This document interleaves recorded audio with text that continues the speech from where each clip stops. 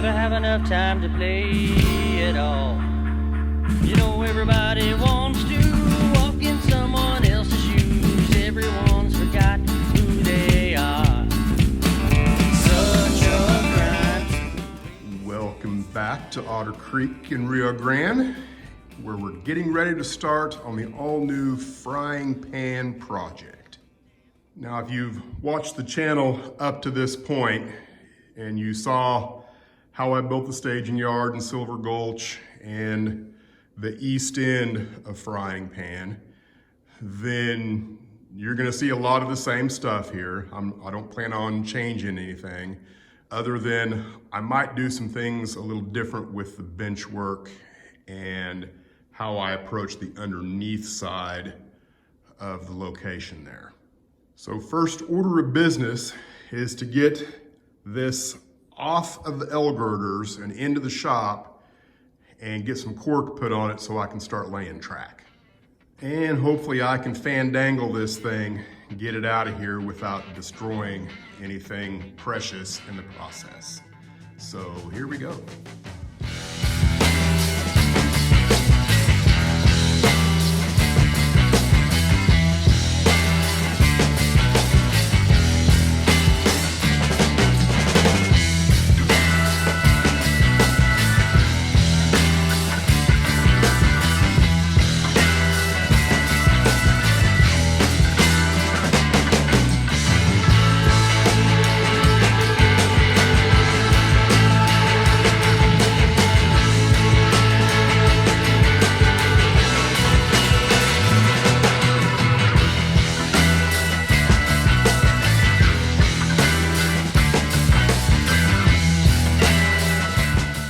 Step one complete. I've got the plywood on the workbench in here so I can get busy putting some cork on. Of course, I've run out of daylight. It's dark, I'm hungry, and it's cold, so I'm gonna get back to this in the morning. I'm back, and I'm getting ready to get started gluing some cork. Now, I've done things a little different this time. Before, I have used, 4x8 sheets of this cork stuff, 1/4 inch cork. But this time I thought, because I've got such a kind of strange configuration of plywood, that it might be easier to deal with, how the plywood's laid out with smaller sheets of cork. So I've got 18 inches by 4 foot, and I got 5 of them. And of course, they didn't, send me 5 different packages. They sent one package. And so these 2 sheets were on the innermost side of the roll. And I kind of laid these out last night before I went to bed, hoping that they would conform a little bit better to a flat surface, because they're kind of unruly. But I think I'm gonna use the 2 innermost here, where they'll be the easiest to glue on the plywood. So I'm gonna get started on that, and I got a few other projects that I'm gonna work on while that stuff is drying up, while the glue's drying up.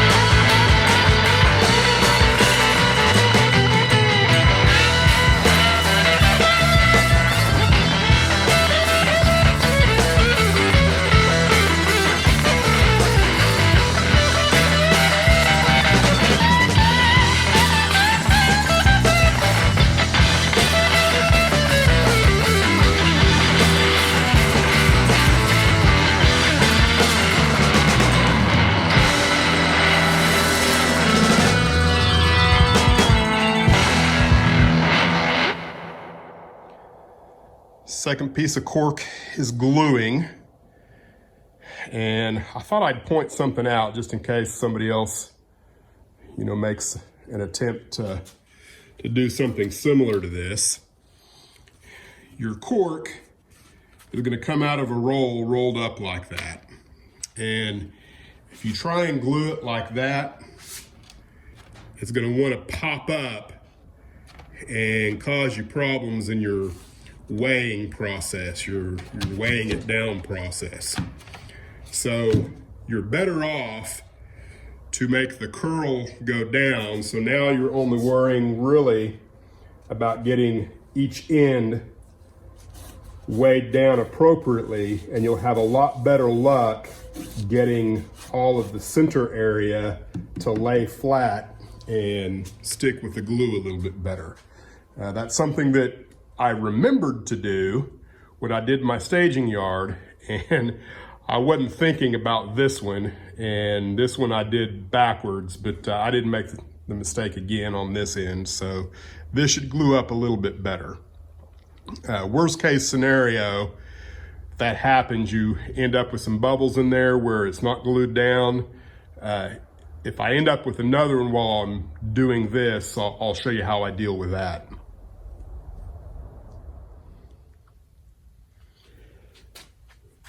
I mentioned that I'd show you how I deal with sometimes you get a gap in there where despite your best efforts, your glue didn't take hold of your cork.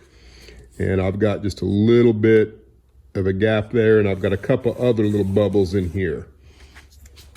This is a large cattle syringe, and I just thinned down a little bit of glue, just thin enough that you can pull it up inside the syringe is what I try and go with. And you can just inject it in places, and so far it's worked pretty good for me.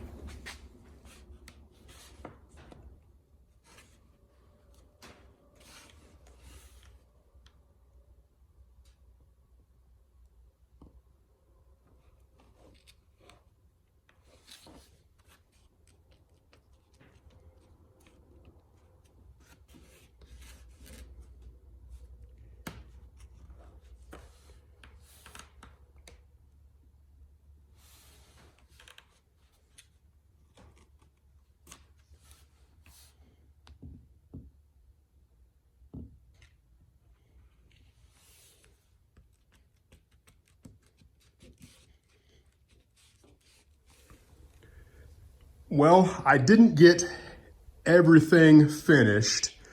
I've got one more section, what's left of the south end of the yard. I didn't get it corked up, and unfortunately I've run out of time this weekend to work on it.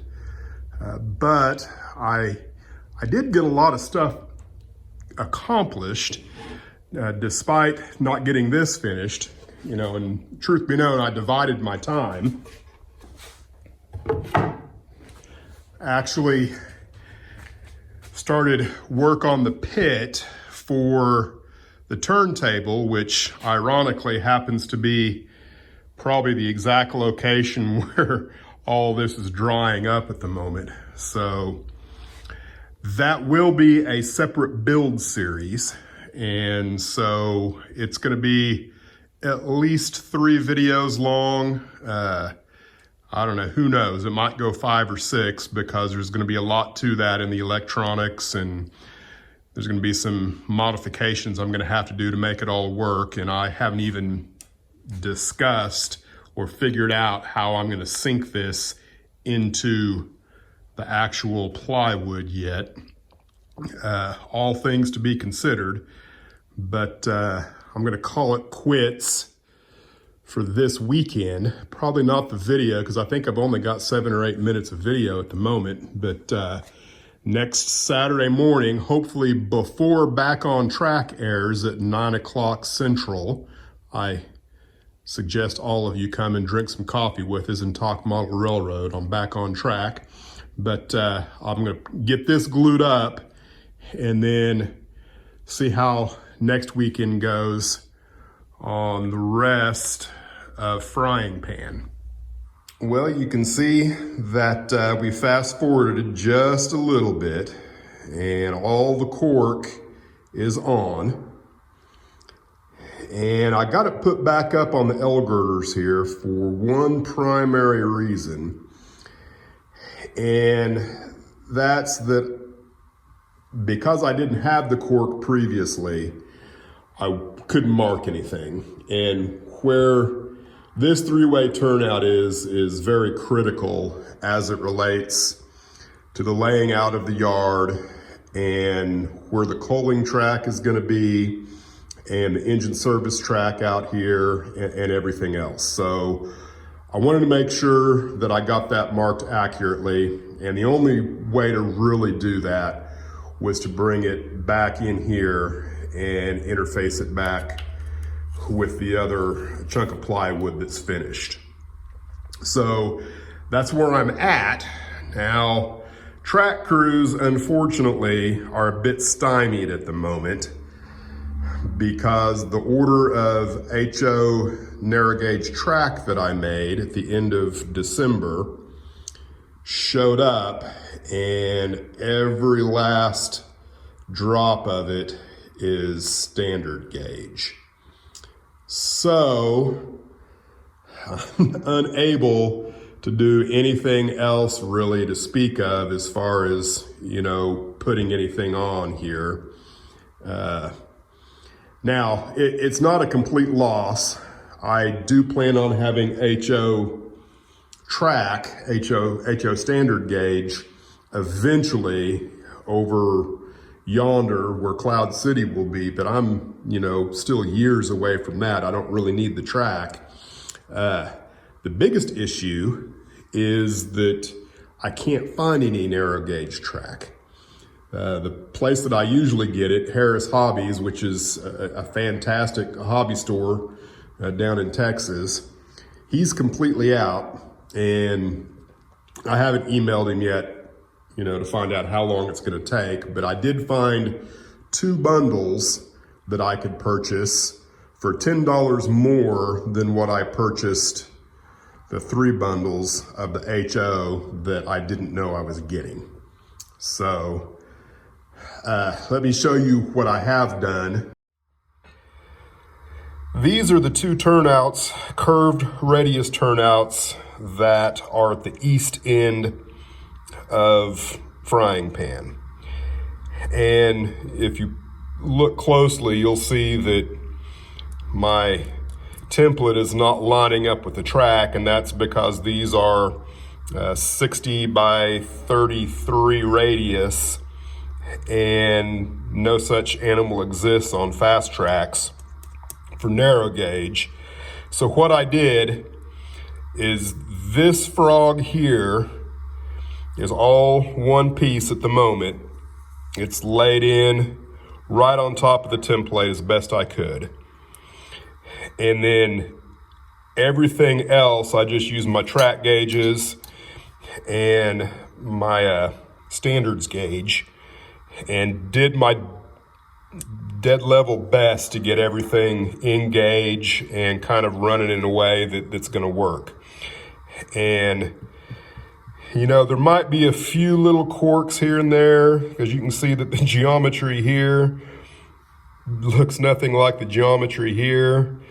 And that's just because there was nothing to lay this on top of to really kind of build things. And what I should have done probably is when I made this particular point, I should have got another template and kind of matched it, but then again, it still wouldn't have worked because everything's further out. So the wheel set runs through it pretty good, and the next step is to go ahead and cut my isolation gaps and see if the 482 runs through it.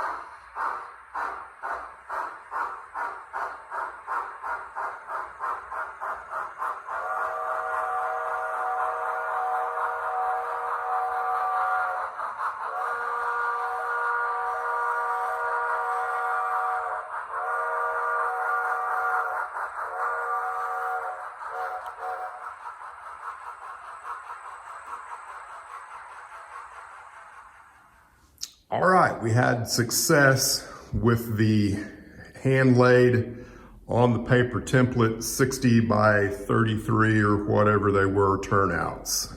Very pleased that that worked as well as it did. I had my doubts, but there you go. Now I've gone back in and kind of laid everything out to the best of my ability of where stuff should be. And I've got this three-way turnout. It's solid. I think it's exactly where it needs to be. I just need to go in now with a fine tip marker and get it accurately marked on the cork so I know where it needs to be when I actually get my track and kind of start making things permified. Another thing that I've done is back here, let me get a little closer so you can actually see it. This is also one of those 60 by 33 curved turnouts made on paper. And I did that because I didn't really like how a number 6 left-hand turnout, how that was working with the track going to the turntable. That curved turnout really works nicely, at least as far as the turnout or the turntable goes. And then this is a number 6 right hand, which should give me 2 engine tracks just to the left of the engine house. And then these 2 tracks will be the 2 tracks going into the engine house. And hopefully, if I get this curve laid in there the way I want and the turntable where I want, I'm thinking there should be 1 more track, maybe 2, depending on how it works. I won't know until I get my track, where I can have 2 spurs for maintenance of way equipment. That's kind of what I'm hoping for.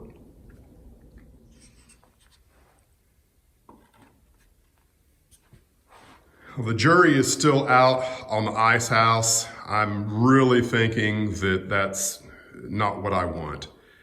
I think I will probably not do any of the platform. If I build the fine scale miniatures kit, I will at most, depending on what I think I can get away with, I might do a platform out to here. But I don't think I'm gonna do the whole thing because it just doesn't really fit. And, looking at the prototype, I think they had one little bitty one-man platform that they shoved ice off into a reefer on. This is the ice house, and I really think that this right here, that's the only platform they had. I think blocks of ice came out right there, they shoved them right there, and then probably threw a board out onto the top of the car, and that's how they got them in there. That, or I'm really confused at what this actually is and how it worked. You can kind of see some things there on top of it. Is that chunks of ice? I don't know. Now let's talk briefly about the coaling trestle here. So this track is going to be the coaling trestle, and it's an element that is still kind of up in the air. I might just find that I need to do something completely different with it. It's just going to depend on a few things. It needs, in order to be believable that you could get coal into a tender, and it looks to me like they actually did it on the other side. You can't see the inside of that trestle. There's no pictures that I've found that show the opposite side of the trestle, but it kind of looks to me like they may have actually filled their tenders on this track, in which case this would need to be, parallel with this. But, looking at the pictures, it looked to me like it just comes straight off what other geometry of that turnout there is. They didn't stray much away from it, and it interfaced right in here somewhere. So it is possible that, and that's what I want to do, is make it to where somewhere in here off of this, what I'm calling the engine service track, which goes back to here, is that somewhere in there is where you're going to fill your tender with your coal. So the issue I'm seeing is that it needs to be about 12 feet up in the air. So that's a pretty good grade from there to here. If the last 30 or 60 foot of this track was all 12 feet, that's a pretty good grade. I'm not sure that I can do that. We'll just have to do some testing. But looking at the actual prototype, it was a pretty good grade. You can see right here is where the turnout was. And this box car here, they got the brakes tight on that sucker because it's a pretty good grade up to here. And this is what I was talking about. It looks to me like right here on this track that they had the ability to fill tenders from here. You just can't see what's on the other side, but I think that for sure they had the capability on both sides of the trestle.